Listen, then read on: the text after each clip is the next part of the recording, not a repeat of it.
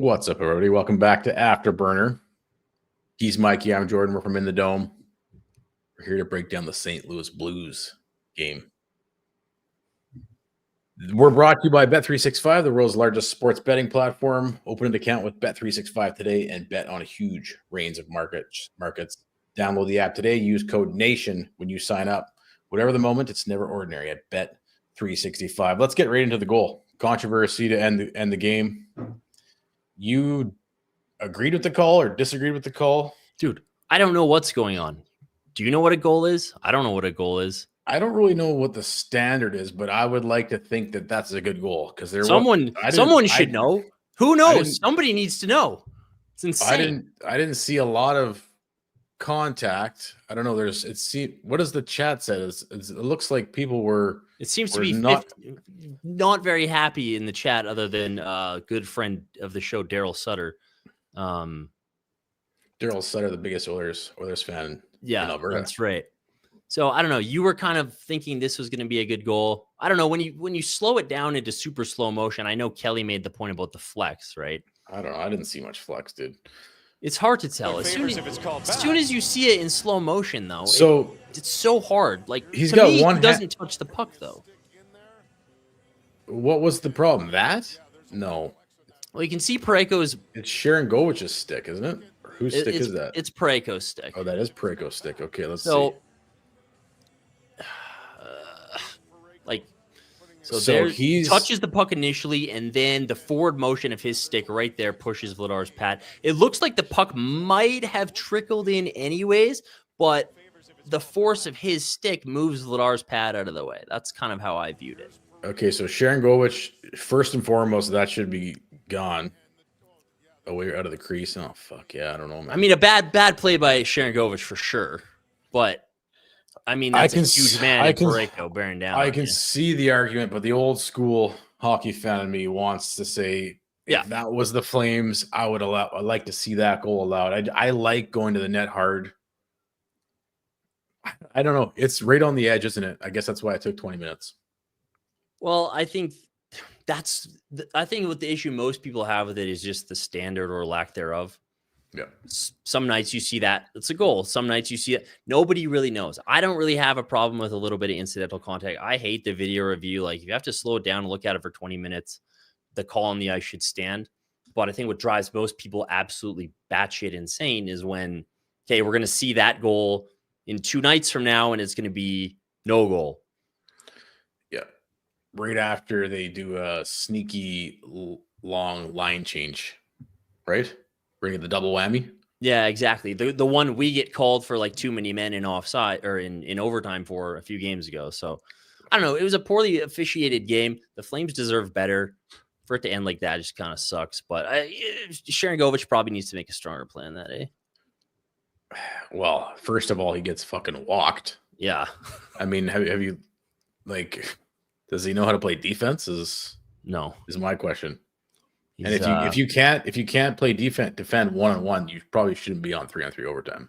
Lego skills, strong like defensive skills, not so much. It's not even like he was flat-footed and who walked him? So it was Robert Thomas. Pretty good player, though. He had a good game, man. Pretty good player. But I don't know. If you're getting dangled like that one-on-one, I don't know if you should actually be on 3-on-3 overtime, to be honest. And then he blew his coverage on the first goal too. We'll get into the breakdown. But yeah, Sharon Govich not great defensively tonight.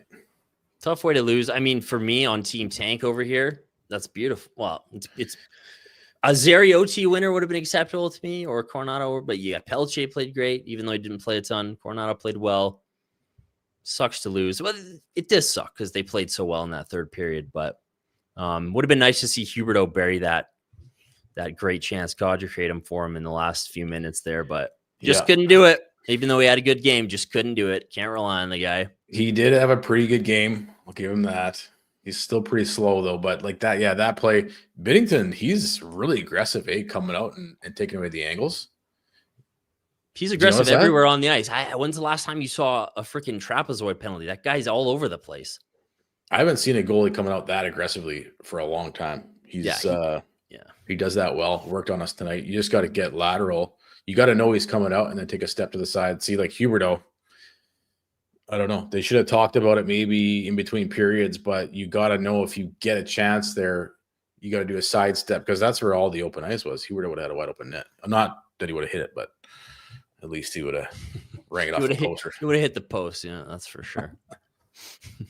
Okay, we'll go period by period here. Sober Carpenter Craft Beer Reimagined. This year, Sober Carpenter celebrates 5 years of brewing award-winning non-alcoholic craft beer. This would be good for you, eh? Non-alcoholic? Oh, yeah. From hoppy IPAs to rich Irish Reds, we've got the flavor with the buzz. Find Sober Carpenter at Sobeys and Loblaws.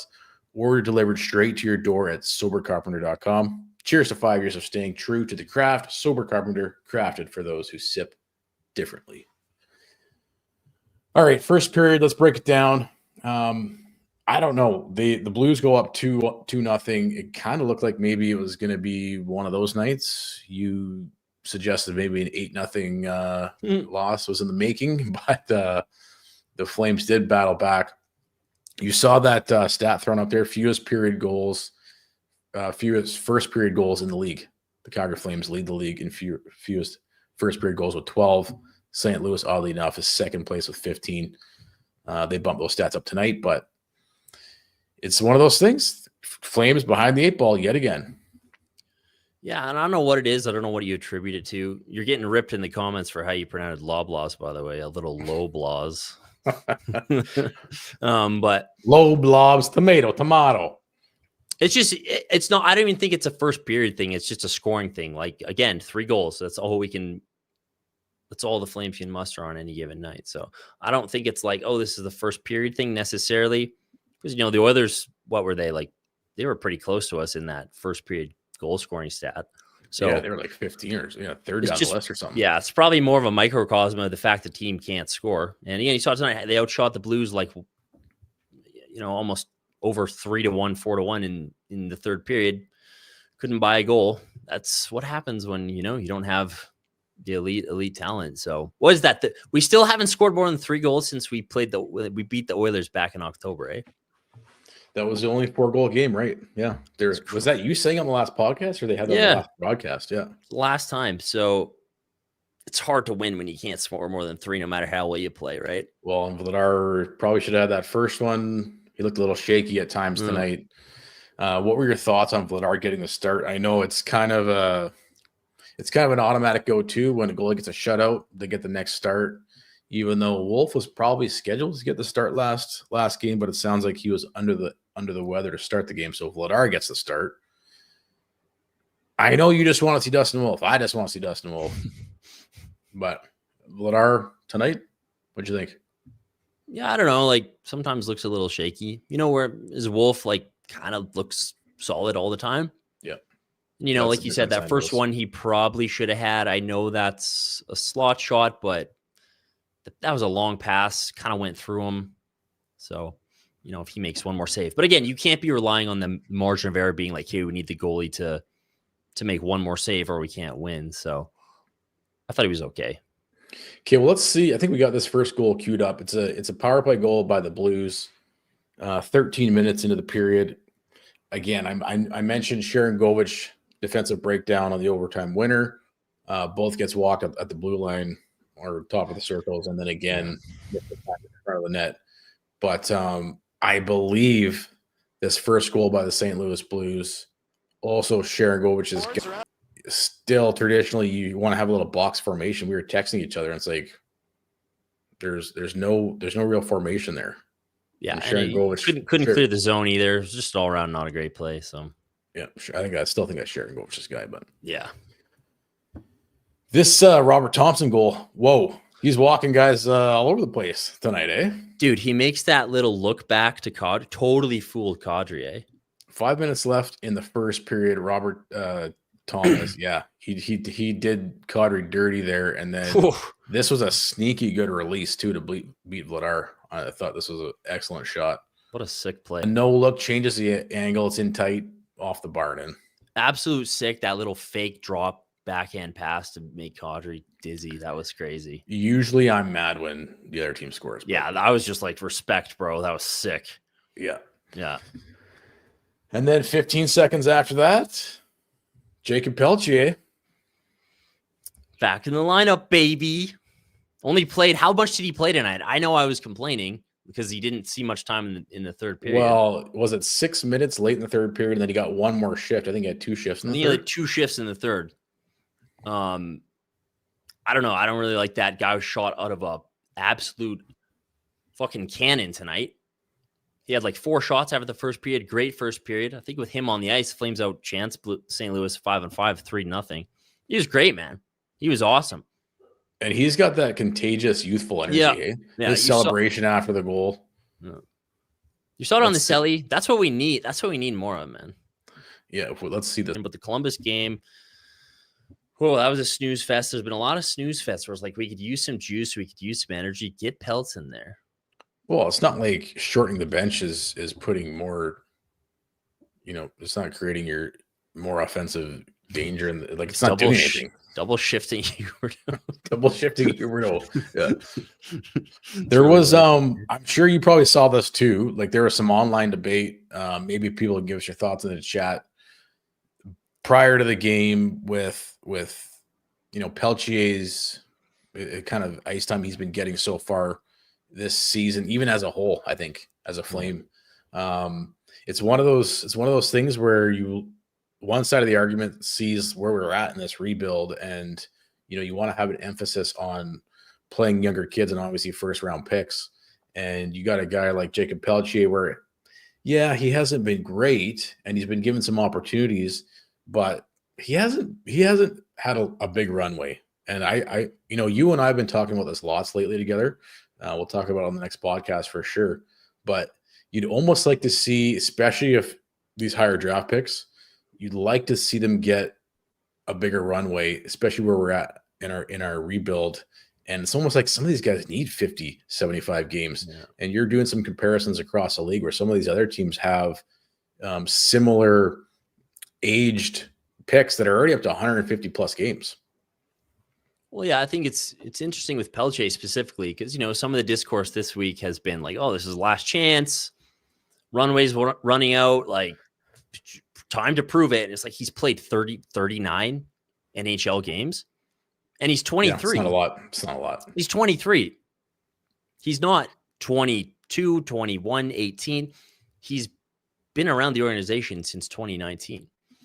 And, you look like you mentioned some of these teams who are kind of actually pulling off this retool thing. The Flames are kind of trying to do. Dallas, Washington's kind of doing a good job of it this year. Like the guy we were looking at earlier today that I saw people maybe comparing Pelletier to on Twitter is like Connor McMichael, who's been really integral to Washington's great season so far this year. He drafted 1 pick ahead of Pelletier. He's played like 180 games in the NHL. Pelletier's played 38. Yeah, and I know people argue on their other side where it's like, yeah, well, he had his opportunity, he hasn't done much. But it's one of those things where it's like you kind of need to carve out more time for these young players, do you not? Especially, like, I get it. If you're on a cup contending team and you're kind of stacked top 3 lines and you're not having trouble scoring goals. That's not us, though. But, like, all the signs kind of point to the other side of the argument. Is just like, give these guys 50 games. A runway of 50 games and see if they can start building into the player that you picked him to be. Yeah, and you've seen it. You've got proof of concept with that Connor Zary last year into this year, and I think you're seeing it again still with Coronado, which 100% you are. After his little dry spell, you probably could have made the normal argument where it was like, I can go down to the AHL. It's just like leave him, let him play, let him get reps here. He's playing great. Like just let him get into a groove. Connor Zary, he draws 2 penalties in the first period. He's dangling guys again. He's got like this nightly dangles that he does, right? Yeah, kind of always makes someone look silly. You and I were talking about this after the first period. Are you kind of underutilizing Connor Zary? Are you not really setting him up for continued success by sticking him with? He's playing with Coleman and Dewar right now. Yeah. What is that? Where did Huska come? Does he go to the Brent Sutter School of lineup decision, lineup combo? Huska's really racking his brain. He just up till 2 a.m. with that, coming up with that one. Galaxy braining this shit. But I would just love to, like, if it's me, I'm looking at Zary, I'm like, what? I just want to know, what is the ceiling on this guy? He looks like he's got insane offensive ability. I'd like to see him with the most dynamic offensive line mates that this team can offer. Right now, like, I know Kuzmenko's playing like crap, but I still think a line with him, Kuzmenko, and maybe Coronado could really start to see some chemistry and maybe even get Kuzmenko going. I don't know what your thoughts are on that. Yeah, I totally agree. On that thought, that's kind of what happened to Kadri last year, right? Kadri was struggling hard to start the season, and then they put him with Zary and Postel, and that ignited him. Maybe something like that gets Kuzmenko going. But I agree, like, he is your most what? That's right. RP in the chat says, would you say he's the most dangerous offensive threat? Yeah, probably. Well, is he not? He's the most skilled player. He's the player on the ice making the most skilled plays. And you just kind of see it. You know, he'll make a play. He's there, make a pass. Nobody's where they kind of should be or where an offensive-minded player would be, because he's playing with like Coleman and Dewar. And who was he playing with before that? I guess he got a little bit of a steam with Huberdeau, but you'd really like to see him with some more dynamic players. What's your overall thoughts on the latest rendition of the line combinations? It almost seems like it's, I don't get it. Like you said, Brent Sutter is just like the most boring line combinations you could possibly come up with. Yeah. And it does, none of it really meshes well. I don't know. Like, I mean, they've played well. I don't really like watching Kadri and Huberdeau play together that much, but God. they had a good game tonight. But kind of just like top to bottom, it's not, the mix is weird. Like, even having Dewar, where I think maybe you'd want Pelletier, like you saw Pelletier make some offensive plays tonight, and he's, God bless Lomberg and Rooney, but the Rune dog can't score to save his life. So I don't know. Well, how about Backlund, dude? Was Backlund in the overtime? It comes down. The obvious play there is you dish it back to Coronado. They had the replay where it's like the overhead view. Yeah. And man, if he would have sucked the goaltender and the defenseman into biting on the shot and then just dish it back to Coronado, he could have done anything with it. They just shot it right in the crest, baby. Could you get it any more dead center? Right in the bread basket. So, I mean, Rooney had a chance in tight too, shot it right at him. Yeah. I don't know, man. I think Coronado might be your dangerous threat.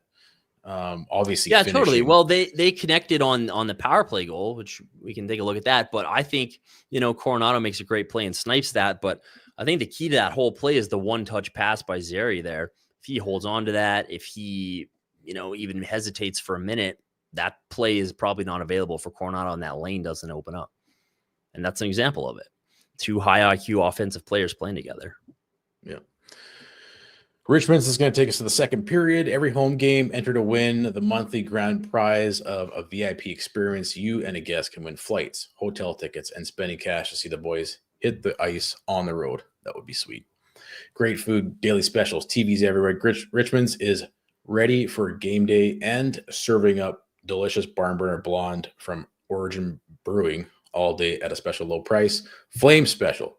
If it's a Calgary game day, Coors Light, Coors Original, and Coors Seltzer is on. Richmond's Pub. Sports live here. 3919 Richmond Road in the heart of Glenmorgan. Did I pronounce everything okay there, Michael? I think you nailed it. It's low blast.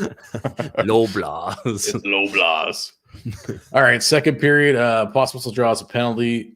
Just 4 minutes in, leads to this power play goal by Coronado. What a fucking shot this kid has, man.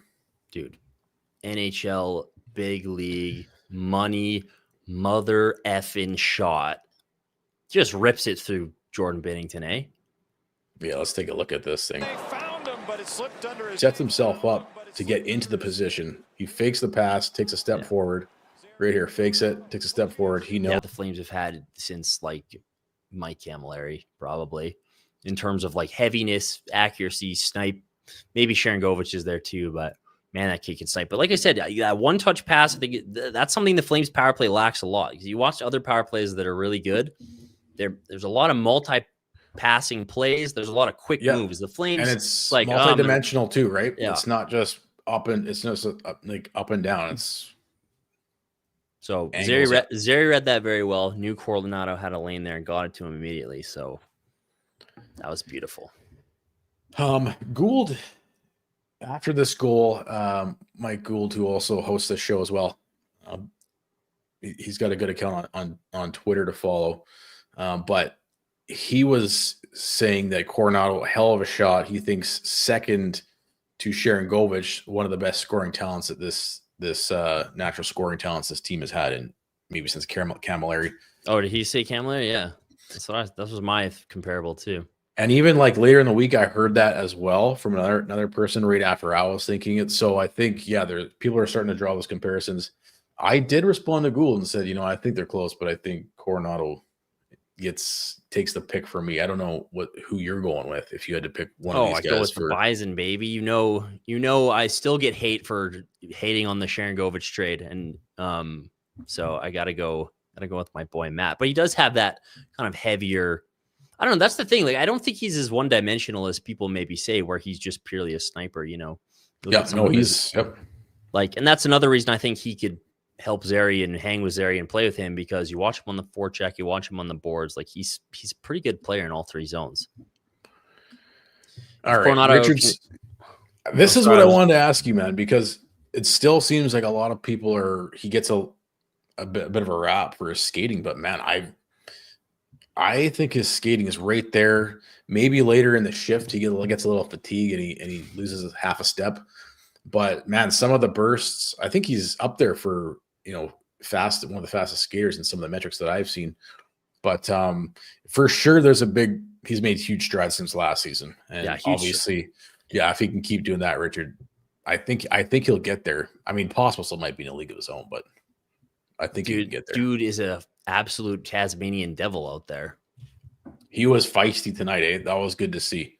Well, you know what? And just back to the lines for 1 second. I do think Pospisil and Huberdeau does seem to help Huberdeau to have a guy who skates fast and moves his feet. Because that's the thing you notice about Huberdeau is, like, when he's the most frustrating is when he's not moving his feet, which is a lot. It is. He gets the puck and he just coasts. But when he actually moves his motherfucking feet and skates and plays with a guy who maybe pushes the pace a little bit, he's actually kind of dangerous. So I like that connection, those two guys, Hubie and Pospisil. So the Flames tie it up with the Coronado goal going into the third. And it's I guess 6 minutes into the third. St. Louis scores. Pavel Buchnevich. I think we got this one queued up too, right? Kind of a lucky bounce again. With the Blues. The Blues, I hate the Blues. A bit of a hard time online. I think most people didn't like the call. I didn't like the call. I mean, you saw the replay. Lame. The cross check, whoever it was, the cross checked him in retaliation. I thought was worse than the interference. Oh, totally. It was a total Bush League call. I thought it was totally lame. So was it Parayko? Was it Parayko that cross checked Pospisil? I can't even remember. Let me just say, I think I know he helps out with the game-winning goal, but if you're comparing Mackenzie Weegar versus Colin Parayko for Team Canada tonight, I know who I'm taking, and it's not Parayko. Do you think Mackenzie Weegar should be on Team Canada? Yeah, why not? He's obviously not having as great of a season as he did last season. Like, if this was last season, I'd be pissed. Yeah. And I think he's a fantastic player. I'm much not sure if I really feel like he got snubbed not being selected for Team Canada. I just wanted your thoughts on it. I don't know what everybody else thinks, but I don't know. I'd prefer him over Parayko. Yeah, I guess Parayko's won a cup though, right? Well, hopefully Doug Armstrong was in the building watching that one. He probably had to call in a favor to get that goal to count. He can make his Team Canada pick look better. What'd you think about Sam Bennett making the team? Sam Bennett's good enough for Team Canada. Good enough for the Stanley Cup champions.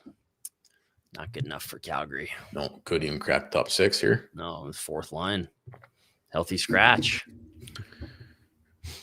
That post-Dallas series, Jeff Ward. Yeah, Jeff Ward, what do you guys want? What's the plan next season? No, just do exactly what we did in the playoffs. Sam Bennett was rocking the top line there with Lucic and Dubé. Then he's play him at center. Play him at center. Yeah, well, stick him on the wing on the fourth line to start the season. Brilliant. What did you think of Duer's game tonight? There's that man. He's heavy on the forecheck, eh? Like, he's a big boy. Yeah, I liked his game in Columbus a lot. Didn't think he was as noticeable tonight. But like you said, when he gets in on the forecheck and he's throwing his weight around, he can be an effective player. And he is probably one of those guys who the return, limited returns on that. I've seen the term quad A. He's like a quad A guy. Sometimes he comes up, he looks great. You're like, wow, this guy should be in the NHL. And, an extended period. And it's like, yeah, I can see why he's kind of a tweener. But when he's playing his game, he is a very useful player. And he had some nice scoring. He had some nice touches in the Columbus game. Again, didn't notice him as much tonight. But if he can just crash and bang and get Harden on the forecheck, he can be a very useful player. The Flames respond quickly again and retie the game up 3-3 just a minute later. Uyghur with a fantastic finish, man. I like the pass from Huberdeau, even though it's just spinning like a top. I'm not even sure how it even flattened out there for Uyghur to rip it, but overall, nice hard-working goal. I think we got this one 10, 13 seconds prior. So just an all-around great. That's a great Mackenzie Weegar play. If you want to look at, if you want to point as to, okay, there's a guy. Why should Mackenzie Weegar be on Team Canada? That's a shift you'd show. Absolutely demolishes a guy at the blue line, joins the rush right in the slot, buries it. He had a good game tonight. He had an assist too, right? One goal, assist. He was great. He was awesome. Yeah, 1 goal, 1 assist. The Flames have been seeming to do this lately. Hey, keep the shots against way down, especially on home ice. The Blues, they only allowed 4 shots on net in the third period. Is 15-4 to end the third period. There was a point there with 5 minutes left in the period. The shots were 13-1. Montgomery calls a timeout just to get the Blues, get them going. I mean, they had 1 shot on the goal too. Yeah. So what have you noticed? Obviously it's a good thing. What's causing this? What have you noticed? It's just the most boring hockey. Yeah. Huskers just boring everybody to death. It's like, we're not going to let anything happen. Nothing at all, bro. We're just going to sit, but we're just going to clog up the neutrals and nothing's going to. I mean, I don't think the Blues are particularly the great offensive team. They've got the new coaching bump, but the Flames have done a decent job at defending and kind of shutting things down a little bit lately. Yeah, they've been keeping it very low event. Which, hey, it's awful to watch. Both games I've been at this year have been 3-0 wins for the Flames, and it's been pretty fucking boring. Yeah. Wow, Vladar makes an unbelievable save in the last minute and 50 seconds to force the game to OT. I don't think we have that clip though, but we'll get to OT in a sec. First, we got to get to the Derek Newman Group. The Derek Newman Group with CIR Realty, buying and selling. Let Derek do the work for you. Email at dnewman@cirrealty.ca or call 403-619-6661. Complimentary in-house staging consultation, accountable and available. Whether it's your first home purchase or you've bought and sold several, he will take the time to understand your goals.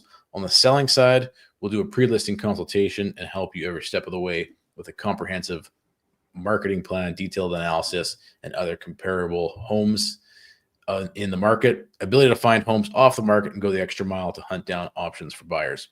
If you're interested in buying or selling your home in the greater Calgary area, call Derek at 403-619-6661, and he'll make it easier for you. Let Derek put his network to work for you. Let's get to overtime. Your absolute all-time favorite overtime pairing starts OT. Yeah, yours too, eh? Kadri and Huberdeau. Are we a broken record here? This is not a good combination. It was a good waste of a minute and a half? Yeah, just defending the entire time. Could you win it? Could you win a face? I'm not a big face-off guy. Well, you should be. But could you win a goddamn face-off? How about the power plays? They never win a face-off on the power. Have you noticed? Power play? Kadri loses the face-off, and then they just scramble for the first minute and a half of overtime. Well, at least they didn't get scored on. Just start. But I don't know, man. When the lack of speed of Huberdeau mixed with the high risk, high reward play of Kadri, I think it's a matter of time. It's a recipe for disaster. It's just a matter of time to get burnt. And I don't really see the offensive upside on the going the other way to make it make sense. Do you? I don't know. No, I don't actually. And then you saw Coronado and Backlund come out next shift and have a great shift. And it's like, why not just start with that?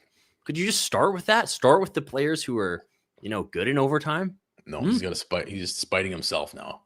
I don't get Coronado. that. Coronado sets franchise record, scores 7 seconds into an overtime. Oh, dude, even Zary and Pospisil. They never start overtime. They scored that unreal goal in the season opener, and we haven't seen them play an OT again together. Like, come on. That Coronado just about had one, hey? It was a little dish from Uyghur. What, Uyghur was a little late on getting it to him, or what? You could see from the broadcast view, like Coronado knew where he was going. He was like, "Oh shit, I got a chance here." Uyghur kind of didn't clue in until like he was in a little too. I kind of missed him with the pass, but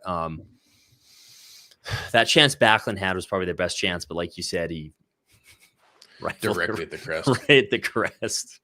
In Sweden, maybe when you're a kid and you have, what are they called? The goalie pad thing when you got the corners. In Sweden, yeah, shooter tutor. Maybe in Sweden it's different. It's right in the middle, eh? Right in the middle. Yeah. Yeah. That's why it's ingrained in him. You just got to shoot it right in the middle of the net. Right at the crest. Makes sense. But yeah, I mean, that Coronado coming trailing in late, man. Even when Backlund picks it up in the neutral zone and you see the 2-on-1 developing and you can see the third St. Louis guy is caught way back. So Coronado is going to be coming in late. Even coming into the neutral zone, you're like, oh, the play here probably is going to be just to dish it back to the trailer late because he'll have all the room. And sure enough, like that's what he should have done, but elected to shoot it right at the crest instead. Well, hopefully we can start seeing some Zary Coronado action together. Yeah, I would love to see those two. People have been throwing with Pelletier. I don't care. I don't really care if it's Pelletier or not. Sure, I don't either way. I just want to see Coronado and Zary get a chance to play together because, man, that could be deadly. Well, the Columbus game, watching the Columbus game, the line that stood out to me was on Columbus. They have that kid line with Fantilli and Johnson and Cole Sillinger. Boy, they were fun to watch. Let's get our version of that going. So let's put this up here because you were looking for this. I think you opened the show up with this. Oh, thank you. Goal. Thank you. I was looking for this. In the event that a goalkeeper has been pushed into the net together with the puck by an attacking player after making a stop, the goal will be disallowed. To me, that's not what happened. He didn't get pushed in with the puck. For sure, he pushes the pad forward, but at what point is the puck already have momentum? And I don't know. I can see it going either way. We're getting into Jerry Seinfeld Magic Loogie territory here, where it's like that is one Magic Loogie. What is it? A complete 360-degree turn. Yeah, makes a turn in midair, mind you, and lands into Vladar's net. But I agree. I still am a little miffed and annoyed, but you could make the argument. And the thing I hate about it is just slowing it down into slow motion, which just drives me nuts because it's hockey and happens so fast. But you can see like his pad's being pushed in, but the puck isn't being pushed in. I don't think so. I don't fucking know. This is going to make me go crazy, dude. That is one Magic Loogie. I've said this before, and I don't necessarily think this is a hot take. The refs should have to watch the replays in real time. Yeah, I totally agree. And if you can't tell in real time whether it's offside or whether it's then it's good. Calling the ice should stand. 100% agree. I think that might just solve a lot of problems because all these rules, really all we want them for as fans is to protect us in case there's an egregious offside in a massive playoff game. Other than that, spirit of the game. What? Because we don't make the playoffs? No, it's just so fucking stupid. It's that's the bar. It's we just want to make sure that they don't absolutely make the worst egregious call you've seen ever in your entire life, which they do. And then they totally overcompensate and overcorrect. And now you can't even go to a game and cheer for a goal with oh shit, this one's coming back. That's every game now. The game against Columbus, it's this is really exciting 0-0 game where every goal is getting called back. I'm really enjoying my time here. This is awesome. Man, halfway in the game, you're there's been more goals called back. than there have been goals in this game. So make it clear. Stop making it so ridiculous. I'm getting sick of watching. It's like no wonder nobody watches the NHL. I'm gonna flip over to the NHL game. What's going on? It's like 25 minutes. They're still. What are they doing? They're reviewing a goal. That was a long review tonight. Awful, terrible. Bet365, the world's largest sports betting platform. Open an account with Bet365 today and bet on a huge range of markets. Download the app today. Use the code NATION when you sign up. Anytime goal scorer. I hate this because whenever we get asked to do this, we can't pick a Flames game because you only get like 24 hours notice. However, I picked the Vancouver Canucks. They're playing the Blue Jackets and Monahan tomorrow. I don't know. Connor Garland, isn't he having a good season? You love Connor Garland. You've always. I love Connor Garland. When I remember when when he was on the Coyotes, he was scoring goals off his face. Yeah. And then that was when Mangiapane was just so scrappy and scoring so many clutch goals. They just reminded me of each other a lot. But man, I'd love to have this kid in our team. Connor Garland. Yeah, he's a beast. He's been really, he's awesome. Love it. That's my anytime goal scorer for tomorrow. Whatever the moment, it's never ordinary at Bet365. Okay, man. I think Richard nailed it again, though, here. I think that's a pretty good point. On the OT winner, if you swap the teams, they call that goal back.